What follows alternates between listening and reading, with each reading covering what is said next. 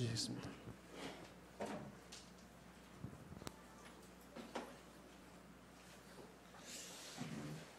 네, 안녕하세요.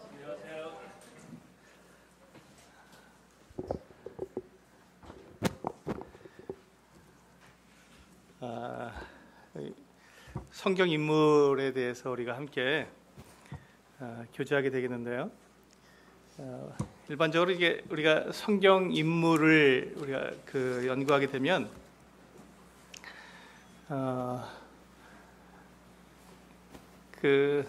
성경에 나타나 있는 한 성경 인물의 전체적인 인물의 역사를 우리가 스스로 찾아보고, 또 이 사람이 어떤 일을 했으며 그 시작은 어땠고 또 끝은 어떠하며 그 사이에 또 주님께 어떤 부르심을 받아서 어떻게 행했는가, 이 사람의 성품은 무엇이고, 이런 것들을 성경에 나열되어 있는 것들을 다 추리고 모아서 그것을 정리해서 정의하는 게 성경 인물 연구의 방식입니다.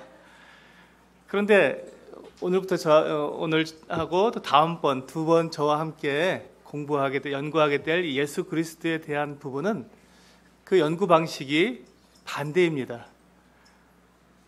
왜냐하면 우리가 예수 그리스도에 대해서 이분이 누구신지 어떤 분인지에 대해서 우리가 연구할 것이 아니라 성경에 이미 정의되어 있습니다. 예수님이 어떠한 분이시고 누구신지에 대해서 이미 정확하게 정의가 되어 있기 때문에 우리가 연구하고 오늘 이렇게 예수 그리스도에 대해서 우리가 살펴보고 연구하는 그 목적은 무엇이냐면, 예수님이 누구신지를 알아보는 것이 아니라 성경에서 이미 말씀해 놓고 정의해 놓고 있는 예수 그리스도에 대해서 정말 그러한가 하고 우리가 확인해 보고, 또 그것을 통해서 우리가 이미 예수 그리스도가 어떤 분인지 성경에서 우리에게 제시해 주고 계시기 때문에 우리가 믿고 있고, 우리가 그분에 대해서 소망을 두고 있는 것이 정말 그러한가를 확인한 상태에서 우리의 삶을 진행해 나가는, 그래서 그 예수 그리스도께서 누구신지를 우리가 이미 알고 있는 그 부분을 확인해 보는 시간이라고 저는 말씀을 드리고 싶습니다.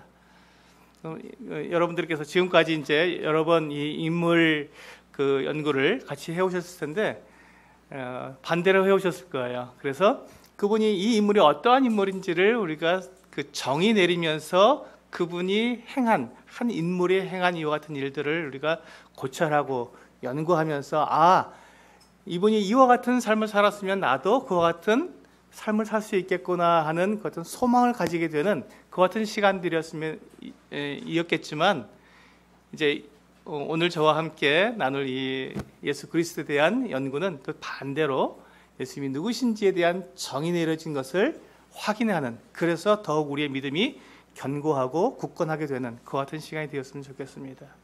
우리 마태복음 16장 말씀을 열어주시면 감사하겠습니다.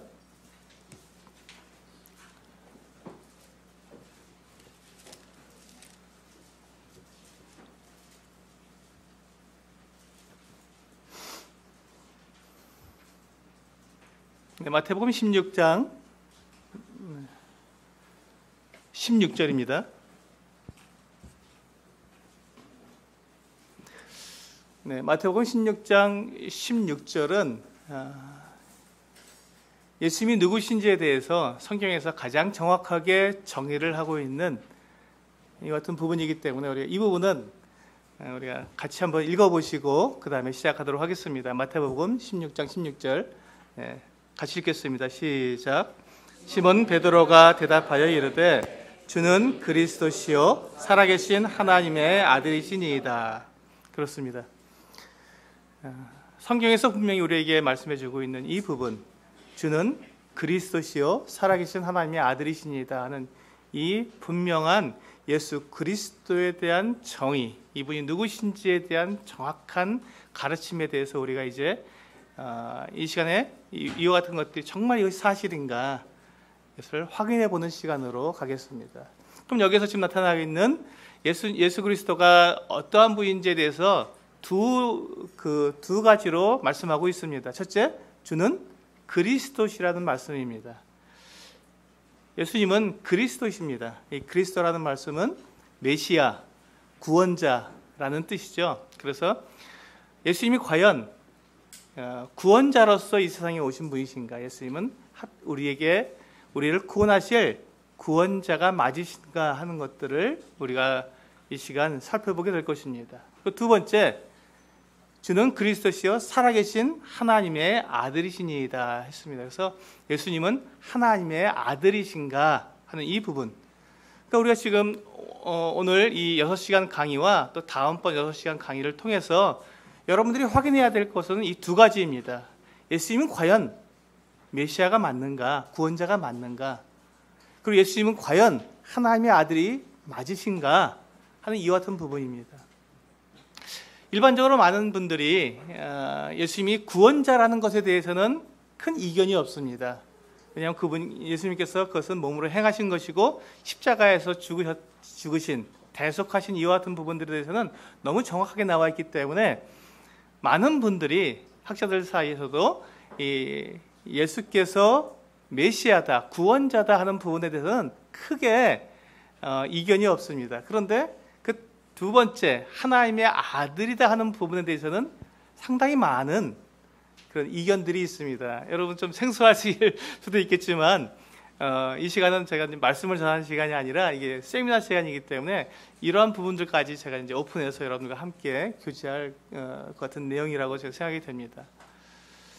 학자들 가운데서는 예수님이 사람이시지 신성을 가진 하나님은 아니다라는 이와 같은 것들을 주장하는 분들이 꽤 많이 있습니다. 왜냐하면 이 예수님께서 만약에 신성과 인성을 동시에 가지신 분이라면 우리의 이성으로는 그것을 해결할 수 없는 논리적인 어려움이 있기 때문에 하나님 예수 그리스도를 우리의 논리로 이해하려고 하는 그와 같은 시도를 하다 보니까 이게 안 되는 거예요.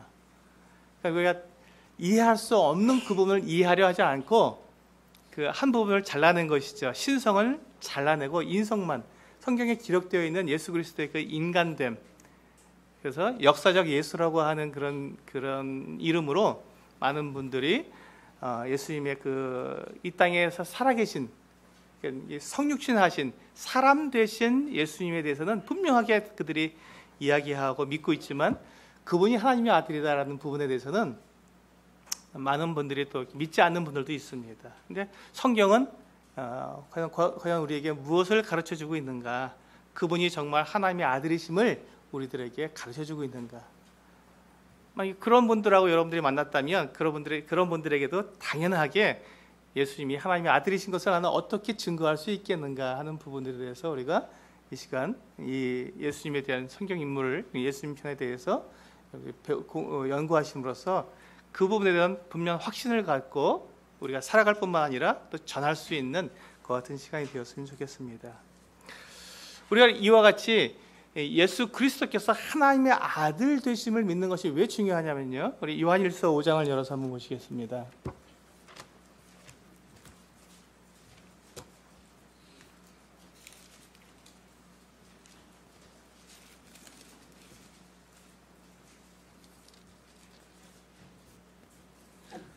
네, 요한일서 5장 4절과 5절입니다.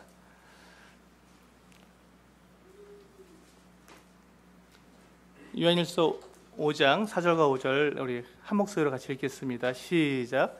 무릇 하나님께로부터 난 자마다 세상을 이기느니라. 세상을 이기는 승리는 이것이니 우리의 믿음이니라.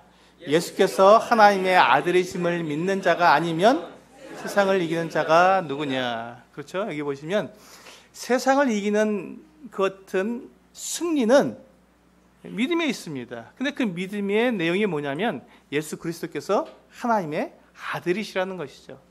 그것을 믿지 않으면 세상을 이길 수가 없다는 것입니다. 그래서 우리가 이 성경에서 분명하게 우리들에게 말씀해 주시고 있는 같은 내용은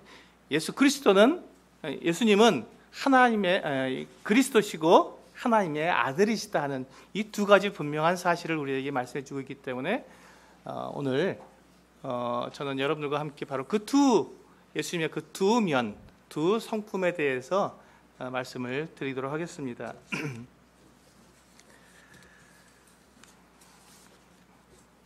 네, 우리 교재를 다 받으셨을 텐데 이 교재 내용 중에는 제가 이제 강의를 진행하는 중에 이렇게 수정해야 될 부분들이 있습니다. 이 오타도 있고 제가 이제 수정해야 될 부분들이 수정이 안 된 부분도 있는데 같이 잘 따라오시면서 나눠봤으면 좋겠습니다. 우리가 예수님에 대해서 지금 제가 말씀드린 것처럼 예수님은 그리스도시다, 메시아다, 구원자다 하는 이 어떤 부분과 하나님의 아들이시다 하는 이 두 부분에 대해서 우리가 말씀드린다고 말씀드렸기 때문에 그 부분에 대해서 이제 처음부터 살펴보도록 하겠습니다. 그래서 이제 우리가 오늘 이 시간, 첫째 시간에 우리가 나눌 내용은요, 제1강 예수 그리스도의 영원전 사역. 그래서 그 밑에 괄호 열고 또 있죠. 예수 그리스도의 선제성 이렇게 되어 있습니다. 선제라는 것이 뭐죠? 먼저 있었다. 먼저 계셨다. 근데 언제로부터 먼저일까요? 창세 전에 계셨다. 이 세상을 창조하기 전, 그때 예수님은 계셨다 하는 부분에 대해서 우리는 살펴보기를 원합니다. 그러니까 우리가 예수 그리스도에 대해서 우리가 생각할 때 많은 경우에 사복음서, 신약에 들어와서 예수 그리스도를 생각하기가 참 쉽습니다. 예수님 그러면 신약 이렇게 우리는 바로 이렇게 매치를 시키고, 구약에서는 예수님에 대해서 별로 우리가 이렇게 관심을 잘 갖지 않습니다. 그런데 예수님이 하나님이시기 때문에 예수님은 구약보다 더 이전에, 창세 전에 이미 계셨고 창세 전부터 예수님은 일을 하셨다는 것이죠. 그래서 예수님의 영원 전 사역, 우리가 예수님께서 과연 이 세상이 창조되기 전에 과연 어떤 일을 하셨을까, 이 부분에 대한 분명한 우리가 이 개념을 갖고 계시지 않으면 이 사실은 성경 전체가 이해가 안 됩니다. 오늘 이 1강 영원전 사역이 사실은 전체 내용입니다.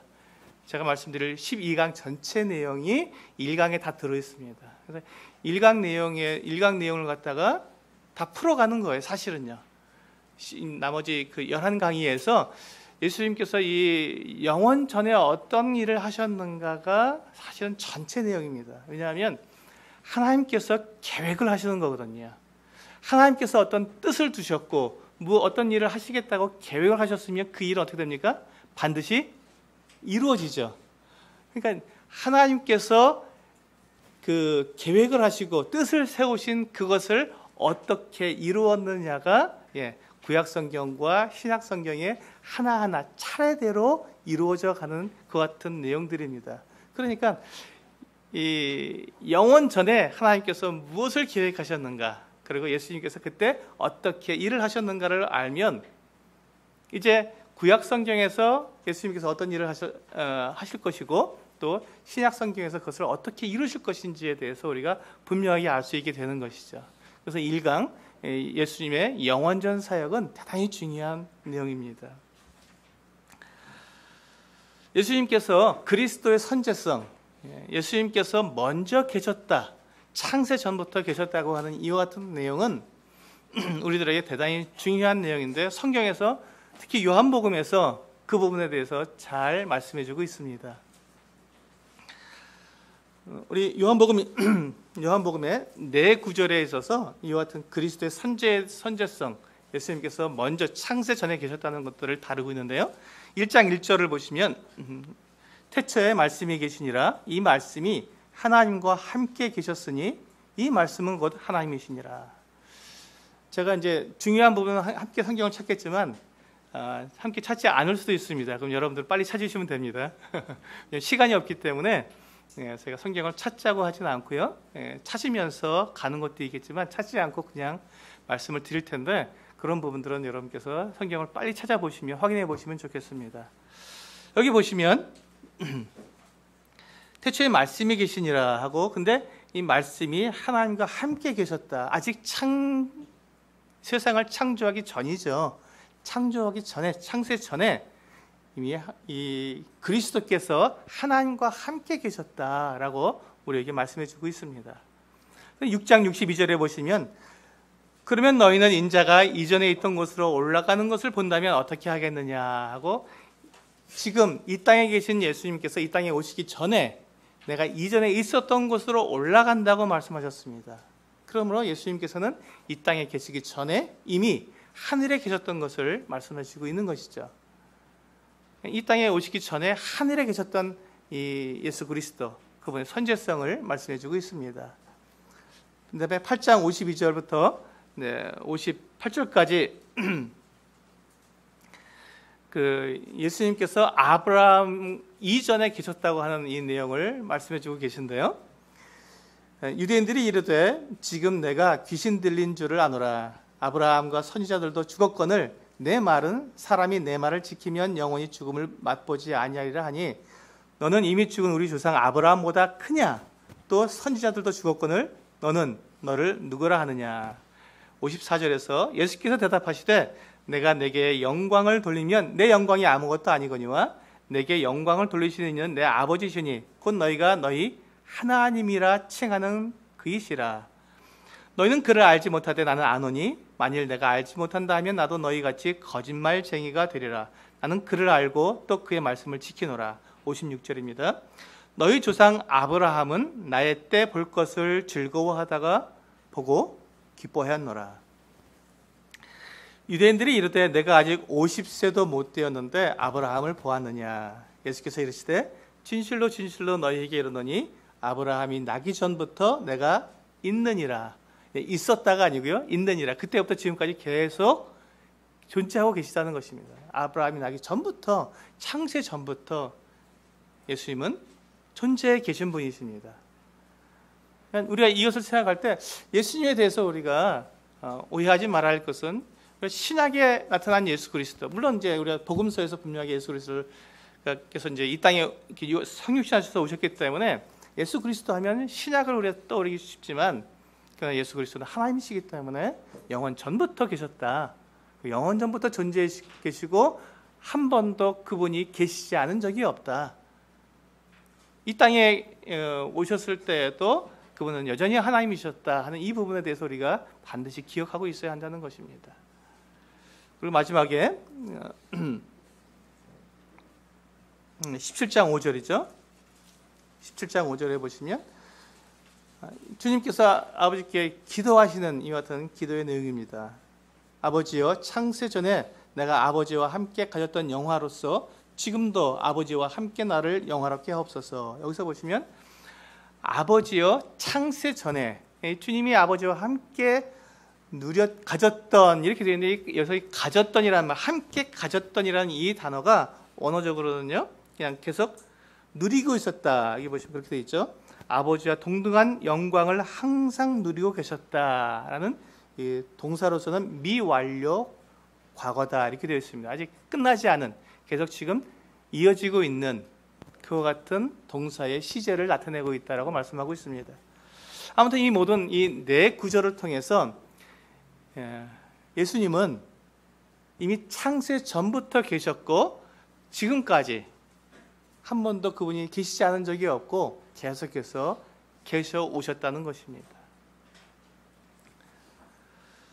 그 그리스도의 선지에 대한 두 가지 견해가 있습니다. 이제 바로 이제 나오게 되거든요. 예수님께서 과연 하나님이냐 하나님이 아니냐 하는 이 부분이 바로 여기서 나오게 됩니다.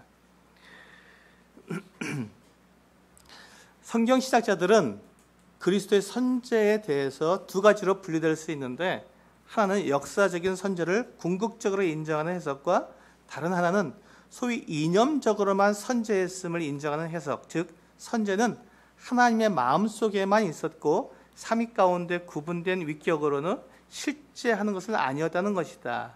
이념적인 선지를 주장하는 것은 물론 그리스도의 신성을 부인하는 것이다. 좀 복잡하죠? 말이 복잡한데 딱 끊고, 예수님께서 선지했다는 것은 가상이고 가상적으로 그럴 수도 있다. 왜냐하면 이분이 하나님께로부터 오셨다고 하는 분이니까. 여러분 나중에 이제 계속해서 보겠지만 예수님께서 이 땅에 성육신하신 이후에 사람들과 계속 바리새인들과도 이제 그 대화를 나누시는 모든 과정 가운데서 예수님께서 하나님께로 오신 분이라는 것은 인정을 합니다. 근데 그것을 하나님으로서 인정하는 것이 아니라 선지자로서 인정을 하는 것이죠. 근데 너무 특이한, 너무 놀라운 선지자의 능력이 정말 크신 분이에요. 그러니까 마치 하나님 아들 같다라고 인정을 하면서 거기까지만 인정을 하는 거죠. 당신은 정말 하나님의 아들 같은 존재다라고 거기까지만 인정하는 것입니다. 그러니까 거기까지 인정할 때, 그렇다면 하나님께서 당신을 예정할 때, 당신을 이제 보내려고 계획하셨을 때 마음속으로만, 하나님은 유일한 딱 한 분이고 삼위일체 하나님 아니다. 그냥 유일한 하나님밖에 없고 제2위, 제3위는 없다라고 말하면서 지금 이렇게 가상적인 하나님의 아들을 생각해 놓고 거기에 대해서, 그렇기 때문에 예수님은 다만 하나님께서 준비해 놓으신 위대한 선지자다라고 이야기하는 것입니다. 그래서 이 예수님의 선지성에 말할 때 두 부류가 있다는 것이죠. 정말 하나님으로서 그 성삼위일체의 제2위이신 하나님으로 계신 선지하신 분이다라고 하는 그런 학자들도 있고, 그렇지 않다, 이건 가상이다라고 이야기하는 학자들도 있다. 이렇게 둘로 나눠진다는 것입니다. 그래서 이제 우리가 이런 부분들에 대해서 우리가 생각하는, 이제 우리가 그 교회에서 우리 특히 이제 우리 모임에서는 예수 그리스도의 하나님의 아들 되심에 대해서 전혀 의심하지 않습니다. 그걸 당연하게 우리는 가르치고 있습니다. 그러다 보니까 이제 우리가 우리와 같지 않은 믿음을 갖고 있는 사람들을 만났을 때 당황하게 되는 거죠. 어떻게 교회를 다니면서 예수 믿는다면서 어떻게 예수님이 하나님의 아들인 것을 안 믿어? 그럴 수도 있는 거야? 라고 우리가 당황하게 되는데, 당황하실 필요가 없다는 것이죠. 그런 사람들도 있다는 것입니다. 미리 생각하시면 좋겠습니다. 그런 분들도 있다는 것이죠. 그래서 우리의 믿음이 어디에 있는가, 우리가 종교성에 있는지 정말 하나님을 믿는 신앙에 있는지를 다시 한번 우리가 확인할 수 있는 것이죠.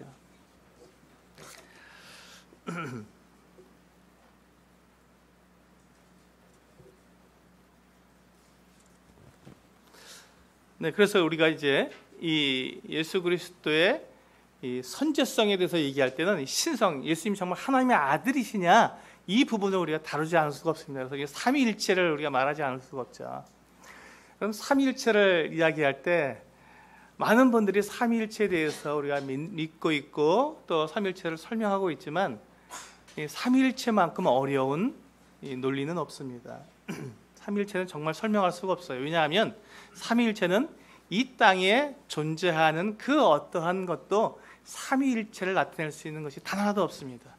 왜냐하면 삼위일체는 하나님만 가지고 계신 속성이기 때문에 그렇습니다. 만약에 이 땅에 삼위일체의 속성을 나타낼 수 있는 것이 있다면 그것이 하나님입니다. 그러니까 이 땅에는요, 전혀 이 삼위일체를 정확하게 나타낼 수 있는 그 어떤 사물이나 그 어떤 개념도 없습니다. 왜냐하면 여기 보시다시피 한 분 유일하신 하나님이 계시는데, 그 하나님은요 삼위로 계신다는 것입니다. 세 분이라고 말씀드릴 수 없는 게, 세 분이라고 말하면 존재가 달라지기 때문에 그렇게 말씀드릴 수가 없죠. 이때부터 우리가 이제 머릿속이 복잡해집니다. 논리가 안 서는 거죠. 그런데 이 성부 하나님, 성자 예수님, 성령 하나님, 이 삼위가 완벽한 하나님입니다. 성부도 역시 완벽한 하나님이시고 그 자체로, 성자도 완벽한 하나님입니다. 그 자체로, 성령도 그 자체로 완벽한 하나님이고요. 그런데 성부와 성자는 같지 않습니다. 독립적이에요. 또한 성부와 성령도 독립적입니다. 같지 않습니다. 이것을 우리가 논리적으로 설명할 수 없다는 것이죠. 그래서 많은 분들이 이것을 양태라는 것은 모양과 상태를 가지고 이렇게 설명해 주는 것을 말하죠. 어떤 분들, 예전에 저도 그렇게 배운 적이 있었습니다. 저희 집에서는 제 아내에게는 남편이고, 또 제가 교회 가면 제가 교회 일꾼이고, 또 뭐 어디 가면 또 제가 선생님이고, 이렇게 제가 가는 곳도 제가 일하는 것, 나타나는 그 방식에 따라서 제가 그 불러주는 이름이 다르다. 그렇기 때문에 이 하나님도 그와 같이 예수님으로 일할, 그 성자로서 일할 때는 성자고, 영으로 일할 때는 또 성령이고, 또 성부로 일할 때는 하나님 성부다 이렇게 해서 양태론을 말하는데 이건 절대 아닙니다. 이게 옳다고 말씀드리는 게 아니라요. 이렇게 설명을 하시면 이단이 되는 겁니다. 절대 그렇지 않죠. 왜냐하면 그건 유일 하나님이 되고 이 성자, 성령을 부인하게 되는 것입니다. 그래서 유일하신 하나님이 상황과 그 위치에 따라서 그 역할이 다르기 때문에 다른 이름으로 불린다는 것은 양태론이라고 부르면서 그것은 잘못된 삼위일체에 대한 설명입니다. 그래서 이제 또 사람들이 생각하기를 세 가지로 구성되어 있는 것들을 가지고 설명을 합니다. 우리 사람도 영과 혼과 육으로 되어 있는데 한 사람 아니냐? 근데 그것도 아닙니다. 왜냐하면 사람은 영만 가지고 그가 완전한 사람이라고 말할 수 없습니다. 그렇죠? 혼만 가지고 그가 완전한 사람이라고 말할 수 없습니다. 육체만 가지고는요. 더더욱 할 수가 없죠. 그런데 이 삼위일체 하나님은요, 완벽한 하나님이거든요. 성부 하나님 자체만으로도 완벽한 하나님이십니다. 이걸 설명할 길이 없는 거예요. 그래서 이제 유튜브 영상에서 어떤 아이가 나와서 이제 세입 클로바를 가지고 이걸 설명하는 삼위일체를 설명하는 그 같은 유명한 동영상이 있습니다. 우리가 참 열심히 하고 어떻게든지 이걸 논리적으로 설명을 해야 되니까 그렇게까지 설명은 참 좋은데 그건 역시도 우리가 삼위일체에 대한 완벽한 설명이 되지 않습니다. 왜냐하면 이 세상 그 어떠한 사물도 삼위일체를 나타낼 수 없기 때문에 그렇습니다. 단 우리가 그렇게 해서라도 우리가 이해를 하고 싶은 것이죠. 그것은 우리가 인정해 줄 수 있습니다. 그러나 우리가 정확히 알아야 할 것은 삼위일체는 계시된 것이라는 거죠. 그래서 우리가 알 수 없는 것이죠. 그래서 우리가 삼위일체를 알 수 있는 방법은 오직 하나님께서 우리에게 당신께서 어떻게 존재해 계시는지를 우리에게 알려주신 방법대로밖에 이해할 수가 없다. 이것이 삼위일체에 대한 정확한 설명이 됩니다. 그래서 다음 페이지에 보시면요, 우리 그 삼위일체에 대해서 설명하는데 아타나시아 신조라는 것이 있습니다. 중간에 있죠. 아타나시아 신조는 우리 그 부분만 같이 한번 읽어보겠습니다. 시작. 우리는 삼위일체 안에 유일한 하나님과 통일성 안에 삼위일체 하나님을 경배하지만 그 위들을 조금도 혼동하는 일이 없으며 실체를 분리하는 일도 없이 경배하고 있다. 좀 어렵게 설명이 되어 있는데 아주 간단하게 설명드릴 수 있습니다. 이게 뭐냐면요, 자, 유일한 하나님, 삼위일체. 이게 제가 이제 좀 이단적인 얘기지만요, 셋으로 구분되어 있다. 그렇죠? 셋으로 구분되어 있는 하나님이 어떻게 되고요? 유일한 하나님이시다. 요거 이해가 되시죠? 제가 셋으로 구분되어 있다는 것을 제가 이게 여러분들 오해하지 않도록 제가 이단적인 말이라고 말씀드렸습니다. 그러니까 셋으로 구분될 수 없는 것이죠. 근데 구분은 되어 있어요. 이게 우리가 논리가 어렵지만, 근데 이 삼위가 완벽한 유일한 하나님이라는 것이죠. 근데 이 통일성을 가지고 계신 이 하나이신 그 하나님께서 어떻게 계신다고요? 삼위로 존재하신다는 것입니다. 그래서 하지만 우리가 바로 이 삼위일체 하나님을 경배하지만 그 위들을 조금도 혼동하지 않는다. 성부 하나님과 성자 예수님을 우리는 혼동하지 않습니다. 구분되어 있다는 우리는 압니다. 그렇죠? 그걸 구분할 수 있습니다. 그리고 또 이 실체를 삼위일체 대신 유일하신 하나님을 분리해서 성령 하나님, 또 성부 하나님, 성자 하나님 세 분의 하나님을 섬긴다고 우리 말하지 않습니다. 우리가 섬기는 하나님이 세 분의 하나님 섬깁니까? 이건 이단이죠. 우리는 유일하신 한 하나님을 섬깁니다. 이것이 삼위일체에 대한 제가 드릴 수 있는 최선의 설명입니다. 그러나 우리의 논리로서는 되지 않지만 하나님은 그렇게 우리에게 계시해 주셨기 때문에 그것을 우리가 받아들이고 그렇게 우리가 믿는 것이죠. 이에 대한 분명한 이해는 우리가 주님 나라 갔을 때 우리가 직접 확인해 볼 수 있을 것입니다. 아하, 이래서 삼위일체라고 하셨구나라고 이해할 수 있을 거라고 생각됩니다. 자, 여기에서 우리가 이 삼위일체를 제가 말씀드리는 이유가 뭐죠? 예수 그리스도께서 하나님이시라는 것입니다. 예수 그리스도께서 제2위로 계신 분명한 완벽한 하나님이시라는 것입니다. 이것을 우리가 인정해야, 이것을 믿어야 이제 우리가 예수 그리스도에 대한 이해와 또 예수 그리스도께서 누구신지에 대해서 우리가 연구해 나갈 수 있습니다. 그래서 이제 우리가 그렇다면 이 삼위일체가 과연 어떻게 나타나 있는가, 성경에 어떻게 나타나 있는가 하는 것들을 우리가 한번 살펴봐야겠죠. 구약에 나타난 삼위일체에 대해서 우리 한번 살펴보겠습니다.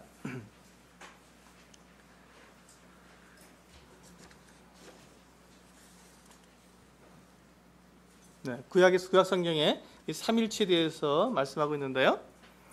근데 구약 성경에서는요, 굉장히 이렇게 명확하게 나타나 있는 것이 아니라 그냥 우리가 알 수 있도록 이렇게 감춰져 있습니다. 우리가 생각해 봐야 되는 것이죠. 구약 성경에서는. 그래서 우리 보시면 특별히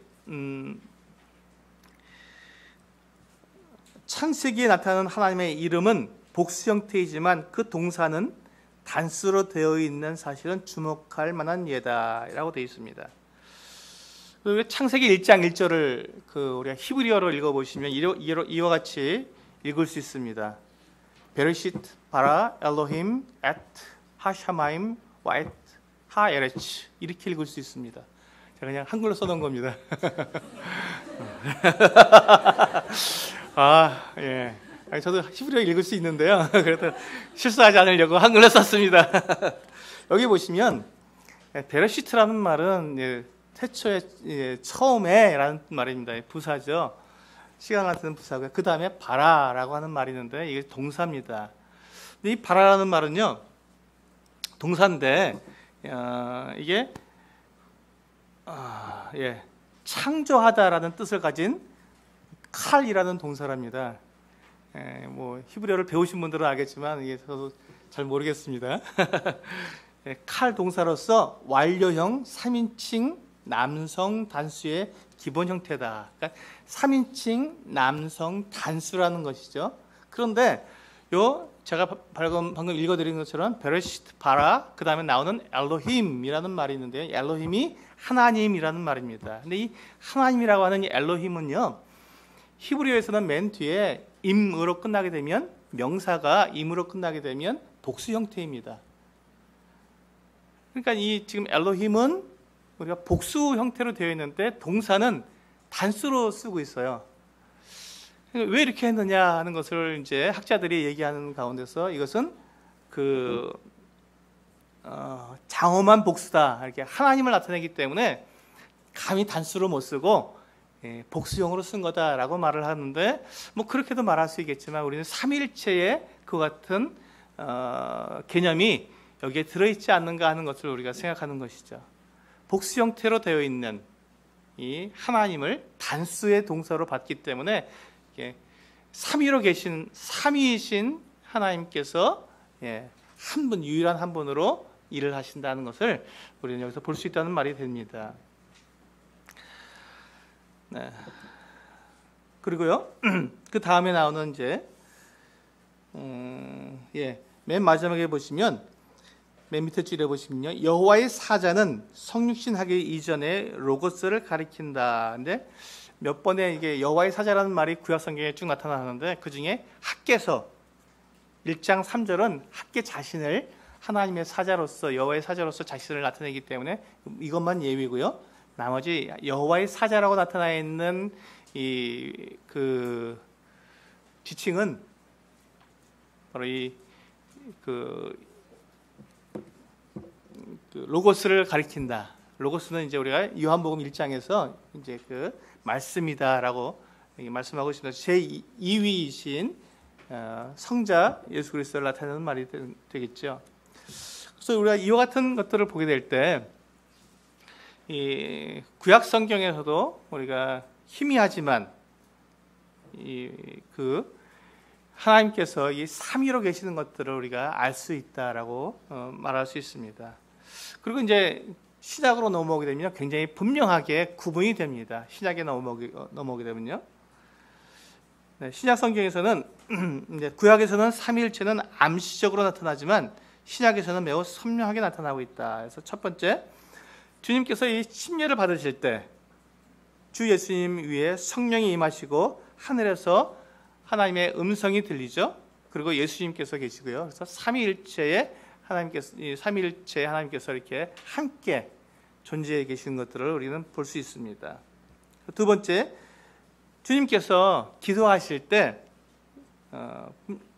그 다른 보혜사를 보내달라고 하는, 하나님께 내가 하나님의 처음 하나님께서 보내신 보혜사이고 또 다른 보혜사를 보내달라고 하는 이와 같은 기도를 하시면서 성부 하나님과 성자 하나님과 또 성령 하나님을 이렇게 나타내 보여주시는 것들을 볼 수 있습니다.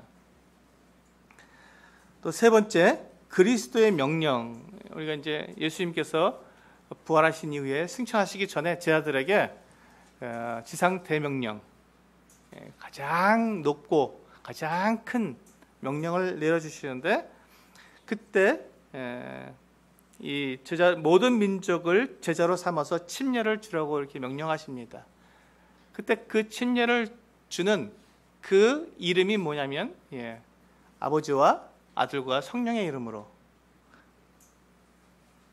침례를 주라고 명령하고 있습니다. 그래서 이 하나님의 이름으로 침례를 베푸는데 하나님을 이렇게 삼위로 분명하게 드러내고 계신 것을 우리가 여기서 알 수가 있습니다.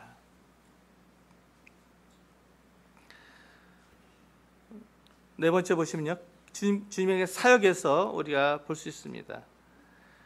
아버지와 아들과 성령께서 사역에 있어서 연합하신 방법에서 나타난다고 말씀하고 있습니다. 그러니까 이 주님께서 이제 계속해서 행하시는 모든 것들을 볼 때 주님은 홀로 일하시지 않고 아버지와 함께 일하시고 또 성령과 함께 일하시는 것들을 계속 반복해서 말씀하고 있습니다. 이와 같은 것들을 볼 때 우리가 신약에서 분명히 삼위일체의 하나님에 대해서 우리에게 분명하게 정확하게 선명하게 말씀해주고 있다. 그래서 우리는 하나님을 삼위일체 하나님으로 믿습니다. 그 다음에 우리가 그리스도의 신성에 대해서 말씀을 드리겠습니다.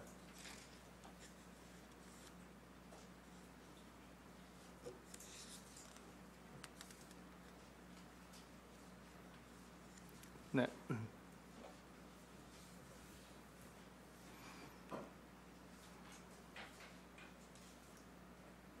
이 신성은요, 하나님이 가지고 계신 속성을 말합니다.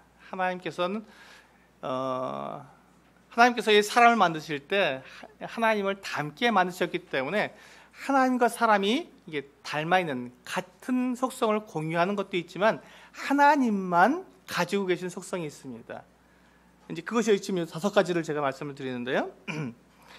영원성, 편재성. 편재라는 것은 어느 곳에든지 다 존재하시는 것, 어디든지 계시는 것을 편재라고 말하죠. 편재성, 그 다음에 전지성, 전능성, 불변성, 이 5가지 속성을 가지고 속성이 있어야 하나님이다라고 말할 수 있습니다.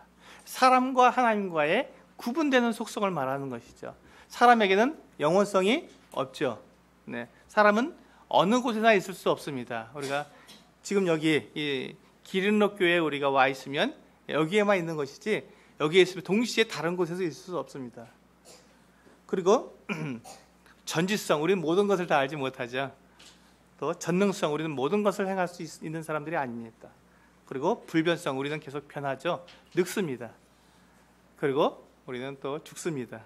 이런 것들을 통해서 우리는 하나님과 사람은 이렇게 서로 속성이 다른 하나님만 가지고 계신 고유한 이 속성이 있다는 것이죠. 근데 만약에 예수 그리스도께서 하나님이시라면 이와 같은 그 5가지 하나님의 속성을 예수님이 가지고 계신가 하는 것들을 우리가 살펴봐야겠죠. 그렇다는 것입니다. 그리스도께서는 영원하시다. 그래서 우리가 지금 계속해서 이 선제성에 대해서 우리 말씀드렸죠. 지금 우리가 지금 다루고 있는 부분이 그 부분인데, 예수님은 창세 전부터 계신 분이다. 그걸 요한복음에서 요한이 아주 굉장히 강하게 말씀하고 있습니다. 사도 요한은 바로 그 부분을 말하기 위해서, 전하기 위해서 요한복음을 기록했다고, 그는 그 요한복음의 기록 목적이 분명했기 때문에 예수님이 하나님이시다라는 부분에 굉장히 초점을 맞춰서 요한복음이 기록되어 있습니다. 그래서 이 예수님이 영원하시다 하는 부분에 대해서 요한복음을 통해서 우리는 많이 확인해 볼 수 있습니다.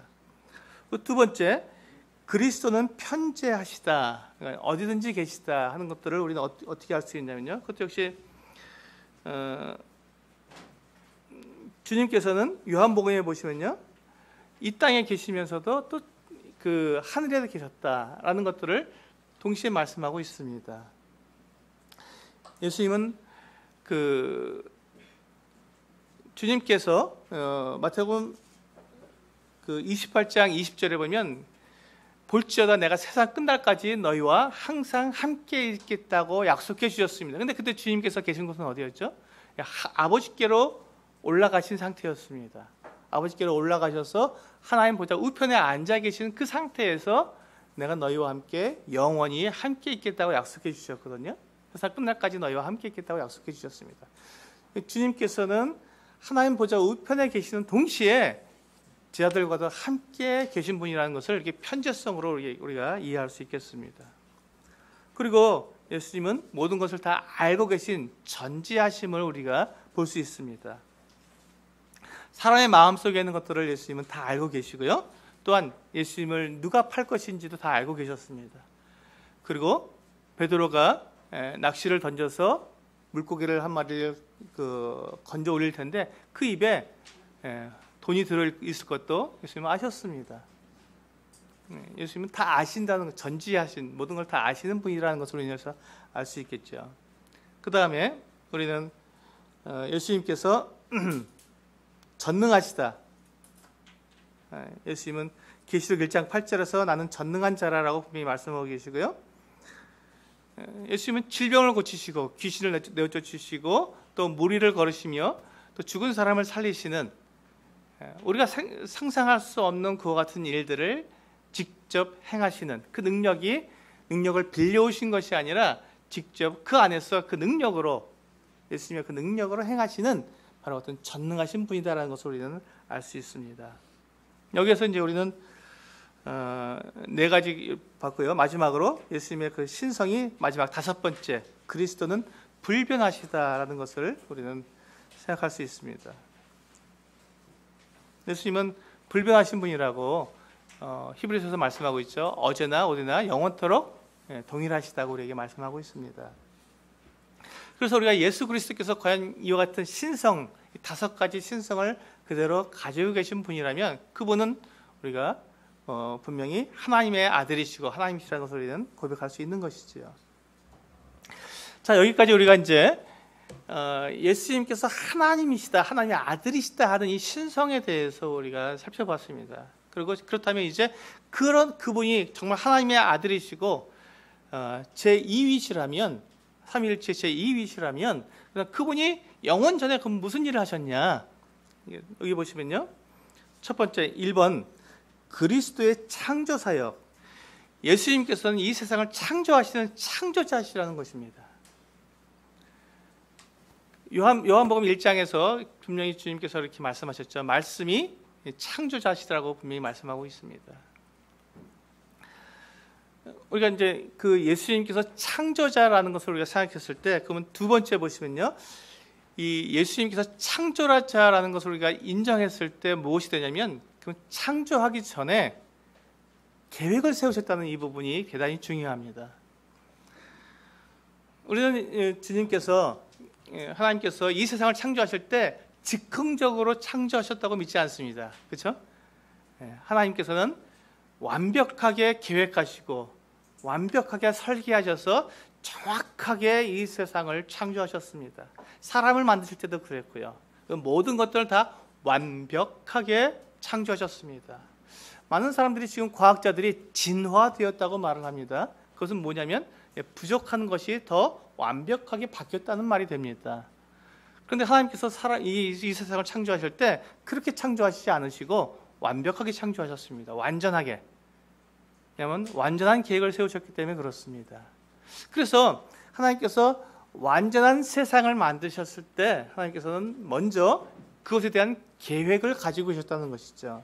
그래서 창세기에 보시면 자, 우리의 형상을 따라 우리의 모양대로 우리가 사람을 만들자라고 이렇게 계획을 하셨던 삼위일체 하나님께서 계획을 세우셨던 이와 같은 장면이 나옵니다.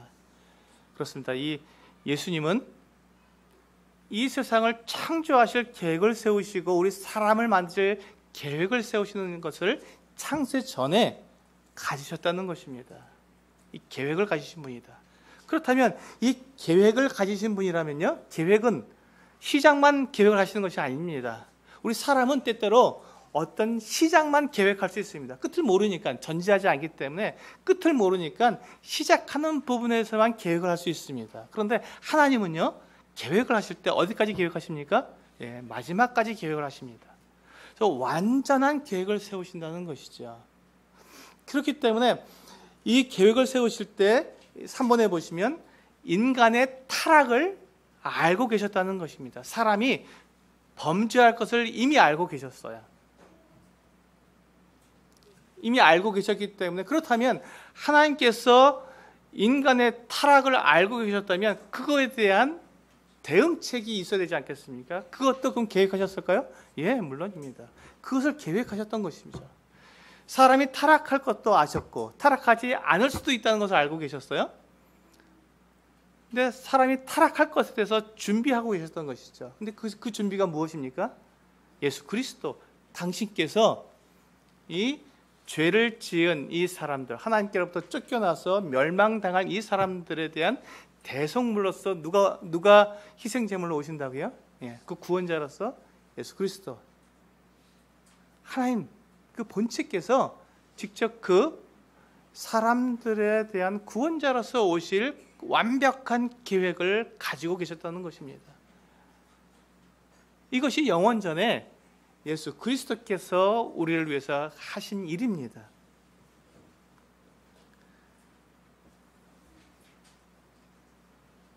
그래서 예수님께서는 그 구속 계획을 정확하게 모든 조건들을 다 이루시기 위해서 완벽한 계획을 세워놓으시고 어떻게 하셨습니까?